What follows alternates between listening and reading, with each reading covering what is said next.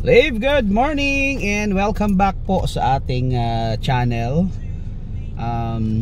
Once again, this is Coach Chance, your coach, your mentor, and your guide. No, at sana po kayong lahat ay nasa mabuting kalagayan sa mga oras na pinapanood nyo po yung ating mga videos.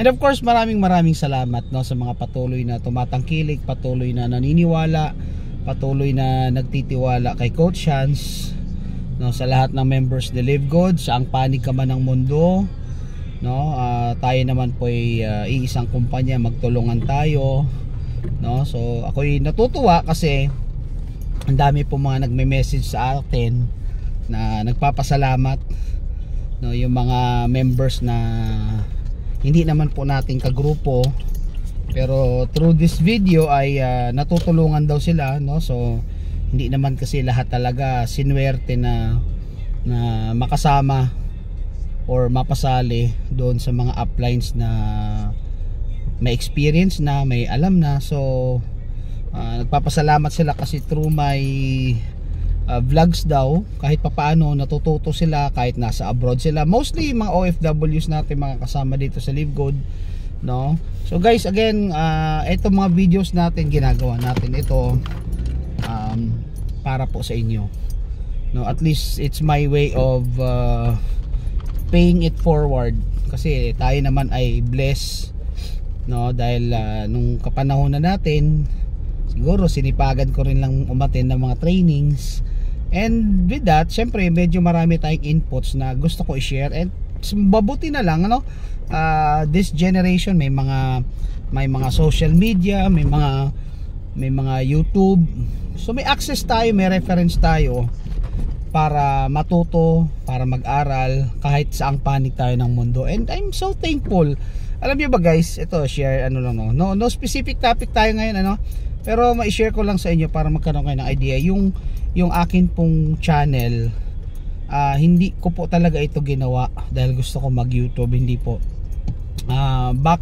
Back in days nung panahon ng pandemic, kasi sa hindi po nakakaalam, si Coach Chance po ay isang training director ng isang networking company din. Now, I just resigned last July 2023. So I've been there for almost 7 years. Isa po tayo sa naging pillars, naging pioneer ng kumpanya na yon na nakatuwang ng may-ari sa pagpapalaki. So during pandemic time, namroblema kami kasi yun nga, paano pa ako makakapagturo, paano ko pa ma-share yung knowledge doon sa mga kapwa nating members. Imagine, local lang po yung company namin. I mean, we don't have offices abroad. So still nasanay po ako. So for the longest time, since I started network marketing around 1998, si Coach Chance po ay traditional networker or offliner. Ibig sabihin, ako po talaga sanay ako sa face to face presentation, face to face training. Everything is face to face. So never ko po ginagawa yung mga online kasi hindi po ako ganun ka-techy. Okay, so going back to my story, ayun na nga, biglang dumating si pandemic. So alam niyo po, grabe yung pandemic niya, as in nag-shutdown lahat ng offices, no. Mabuti na lang, yun nga, yung product namin doon sa dating kumpanya was food supplement. So sumakto siya doon sa pangangailangan ng tao during pandemic, kasi medyo nagkaroon naaning yung mga tao sa kanilang health. So sobrang lakas ng product. So on my part as the training director, medyo nung una struggle ako. Sabi ko, paano ako makapag-train?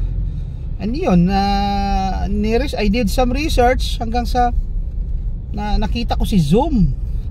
Sabi ko, mukhang maganda to ah. So inaral ko, pinanood ko sa YouTube, kakapanood ko, natutunan ko siya. Then I started with small groups, I started with few people.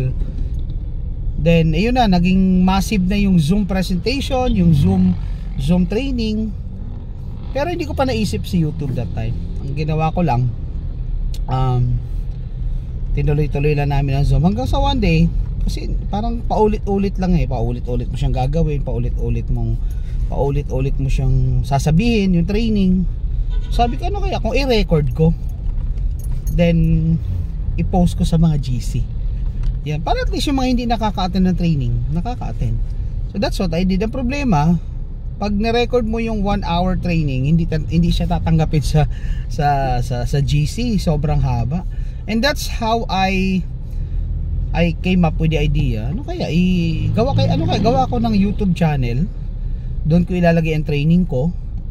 Then yung YouTube na yan, i-share ko sa mga group chats. Kasi ang dami namin group chats. Back then, siguro I have like 300, 400 group chats. Member po ako halos ng lahat ng group chats ng mga grupo. So yun ang ginawa ko. Aba, naging effective. Nagulat ako. Dumami yung tumangkilik, dumami yung ano. So nagkaroon kami ng accidental system. Naging effective siya kasi even if hindi na pumunta yung mga tao sa office because it's pandemic, abay, nagkaroon kami ng training, nagkaroon ng system. So bakit ko po sinishare sa inyo to? Okay, ayan, balik na tayo dito sa topic natin. Ano bang matutunan natin? In network marketing, kailangan nating magkaroon ng tinatawag na sistema. Kailangan mo mag-create ng system. Ano bang ibig sabihin ng system? Okay, may meaning po yung salitang system. Yung S, that save. No, Y, yourself. Yourself, Y at S. So, ano yan? Ang meaning ng system, save yourself, time, effort, money. Okay, so ito po yung topic natin ngayong araw. It's all about the system. So in network marketing, hindi pwedeng bara-bara ka. Sa pag-i-invite, dapat may sistema ka. Sa pag may bagong sumali, dapat may sistema ka. Sa pag-aasikaso, no, yung pag-entertain ng iyong mga invites, dapat may sistema ka. How to handle objections, dapat may sistema ka. Kasi alam mo, in any form of businesses, an effective system always plays a big part sa success and failure mo. Pag ikaw po ay walang sistema, unang-una, magastos. Pangalawa, pag wala ka sistema, bara-bara, ang ending, hindi rin magandang yung resulta. So you have to come up with a system that works for you. Kasi you might be asking me, Coach Chance, ano bang magandang sistema para maging effective ako dito sa Live Good? Wala akong maibibigay sa iyo na specific system kasi yung system na ginagamit ko might not be applicable sa iyo. What if nasa abroad ka? No? What if hindi mo ginagawa yung ginagawa ko? So it's not there's no such system that will be applicable to different kind of situation. Sorry, nasinok ako. So you must come up with a system that works for you. How? Okay, maraming factors. Now before ka mag-come up sa system, ang pinaka-importante na ituturo ko, i-share ko sa iyo, is that you must know your business well. Kailangan inaral mo, kasi hanggat hindi mo inaaral ang negosyo mo, you will never ever come up with a system. Kasi hindi ka makakapag-isip paano ka aatake, hindi mo alam kung ano inaatake mo no? Hindi ka makapag-come up ng strategy kung hindi mo alam kung para saan yung strategy. So dito talaga papasok yung halaga, no, ng training at knowledge sa business. Ibig sabihin, kahit anong negosyo yan, pag hindi mo alam yan, it will not work. No particular system will work for you. Katulad yan, I'll give you a specific example. So gagamitin ko rito ulit yung aking first direct si Coach Tim. Back in days, magkakasama pa kami sa kabilang kumpanya, masipag ito magbenta-benta, masipag siya, sobrang, pero magaling siya, IT siya. I mean, may talent siya sa paggawa ng mga graphics, IT thing and everything. So sabi ko sa kanya, bro, why not maximize your talent kung saan mas magiging effective ka. Kaya nung nakita niya si Live Good, inaral niya si Live Good, doon siya nagkaroon ng realization, oo nga, pwede kong gamitin dito yung skill ko, yung talent ko. So anong ginawa niya? Gumagawa po siya ng mga short video presentation like 5 minutes, 8 minutes. Then those short video presentation, it's helping him na maging effective, mas mag-effective. Kasi imagine mo, parang ganito, may nag-inquire sa'yo, paano ba si Live Good? Ano ba yung si Live Good? Paano ba kayo kumikita dyan? Ano ba yan? Ganito ba yan? Ang dami niyang tanong. So imaginein mo if you have 10 inquiries in a day or 20 inquiries in a day, at lahat yan sasagutin mo via call, via chat, via text, pagod ka maghapon. Naranasan namin yan. Nagsisimula kami sa Live Good. That time wala pa kaming effective system talaga. Pagod na pagod kami maghapon kaka-reply. Grabe yung mga inquiries. Pagod na pagod kami. So sabi ko, bro, we have to come up with a system na hindi tayo pagod pero efficient. So yun na, nag-brainstorm kami hanggang sa yun na, he came up with the idea of creating video presentation, short video presentation, yung mga 5 minutes, 8 minutes. Imaginein mo yon, instead of you explaining the whole compensation plan ng 1 oras, 2 oras, kinompress niya into 8 minutes. So syempre ginamitan ng talino, ginamitan ng skill. But bottom line, may nagawa siyang video, hindi lang isa, iba't ibang videos, ang dami niyang sets of videos, no, na ginawa. So anong nangyari? Naging mas mabilis po yung pagpapasali namin, kasi instead of us doing the presentation and the explaining, sabihin na namin sila nag-inquire, naman dami niya tanong, oh brother, sister, eto meron akong short presentation for you. This is how I explain the business. So pakipanood. So papanoorin na lang nila. Pag napanood nila, maya ang sagot na lang sa'yo, sige, sign up ako. Imagine that. Pinadali ng sistema by creating tools, by creating short videos, yung trabaho natin. So it's just an example. Ngayon, yun naman, later on, ang ginawa ni Coach Tim, sorry kung siya ikukwento ko sa inyo kasi there's something in this guy na talaga namang, I would say, may matututunan ka. Hindi ko sinabing gayahin mo, pero may matututunan ka, no? Kasi naging lumabas yung creativity niya eh. So ito na, later on yung ginawa naman niya, syempre siya may video, nakakapagpasali siya. So ang ginawa niya, para matulungan naman yung downlines, syempre may mga downlines na sumali, may mga downlines na kami sumali. In order para matulungan yung downlines, ginawa namin yung tools na ginawa niya, which is the short video presentation, ginawa naman niyang pang goal set. Ano yung pang goal set? Parang ganito, binigyan niya ng deal yung mga downline niya. Ako rin ginagawa ko sa downline ko. Sige, may deal tayo ha. Pag nakadalawang direct ka, dalawang direct, may kita siyang $50. I mean, yung nag-direct na downline. Pag nakadalawang direct ka, bibigyan kita ng system or tools na ginagamit ko. O di syempre yung downlines motivated. Kasi bakit gusto nila magkaroon nun eh? Kasi pag bibilin mo yun, that would actually cost you around 1,300 or 1,500 yung per video na yun. Which is I understand, kasi hindi naman yun basta-basta ginawa. Pinag-isipan, pinag-aralan, tsaka ang ganda. So yung video, ginagamit ng grupo as tools. Kaya lang yung mga less fortunate na nagsisimula pa na wala pa talagang pera, alam mong ginawa, sinipagan nila magpasali. So nung nakapagpasali sila, di may kita na sila, may libreng video presenter pa sila. Oh, isn't that amazing? So anong point ko? That simple idea of creating a system alone that will help you explain the business well, not only helps you, but it's also helping your downline, helping your team na maging motivated. At yun po yung isa sa ginagawang system ng grupo namin, no? So it's helping us, kasi gano'n naman you have to adjust as well. Pag may system ka na ginawa at di nagwo-work, then adjust, no? Part yan ng 4 pillars to success na magkakaroon tayo ng vlog later on. So ako, on my case, ano naman ang ginawa ni Coach Chance? So ang ginawa ko nung first phase ng aking pagli-Live Good, siguro mga first 2 months, even though patago ako, I created videos. So gumawa po ako ng mga video tutorials, no? At yung mga video tutorials na yon, nilagay ko po sa YouTube. Lahat ng itinatanong sa akin na downline ko, nililista ko at ginagawa ko ng video. Kasi most likely, kung naitanong sa akin ng downline ko, itatanong uli yan sa akin ng mga magiging future downlines ko. Kasi bakit laging may sumasaling bago? So tuwing may sumasaling bago, laging nagtatanong yan, Coach Hans, paano ba mag-activate ng credit wallet? Coach Hans, paano ba mag-encode using credit wallet? Coach Hans, paano ba mag-peer-to-peer transfer? Lahat na yan, nilista ko.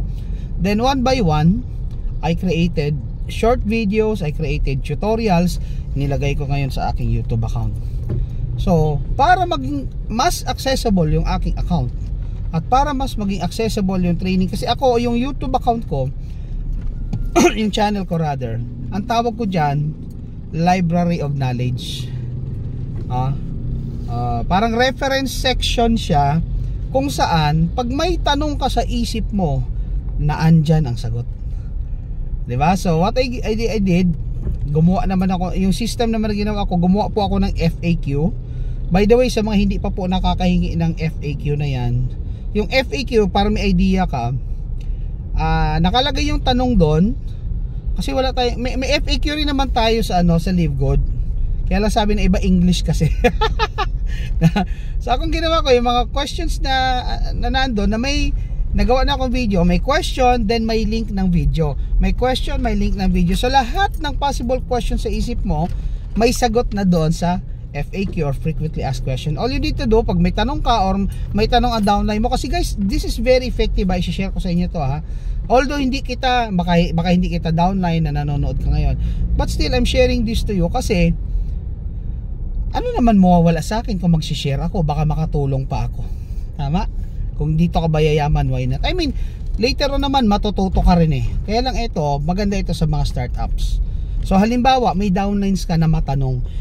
Alam mo, ang minsan yung sa kagustuhan nating matulungan yung downline natin, siyempre sinasagot natin yung question niya. But at the end, you're not helping your downline Why? Kasi sinasanay mo siyang maging dependent sa'yo, na laging magtanong sa'yo, whereby meron namang reference section, meron namang YouTube channel na available. Hindi lang akin I mean, maraming channels dyan kay Coach Fernan, kay Coach Tim, kay DMW. Ang daming YouTube account na pwede mong pagkuhanan ng information. Ngayon, pag may tanong yung downline mo, instead of them asking you, ako ginagawa ko pag may, kaya ako bihira ako tanongin ng downline kasi alam nila I will not answer questions, I will not entertain questions. Hindi po sa nagiging madamot akong upline, but I want to teach my downline to be self-sufficient, to be independent, kasi hindi all the time magiging available ka as upline para sagutin ang lahat ng tanong nila. Kung yung downline mo, tinuturuan mo yan maging self-sufficient, kung tinuturuan mo yan mag-research, kung binibigyan mo siya ng tools para maging madali ang buhay niya, di mas madali ang buhay mo bilang upline. And that's what leverage is for. Leverage is, alam mo yan, multiplying your time, your earnings, your skills through other people.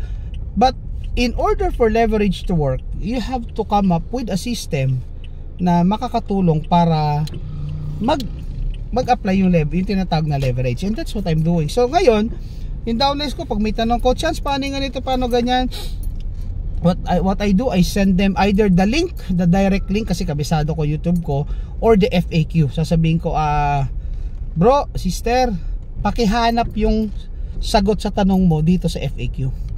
So with that, natuturuan ko sila na magbasa. Siyempre mainis yan, ano ba naman yan, sasagutin na lang, pinagre-research pa ako. But that's the essence of doing the FAQ, para hindi po maging tamad ang downlines niyo, para matuto sila magbasa, kasi naandun na yung sagot And the reason I'm doing it, again, babalik tayo, I would like to create an effective system na pwedeng makatulong sa downlines ko, and generally para sa akin, kasi bakit nagiging magaan yung trabaho ko.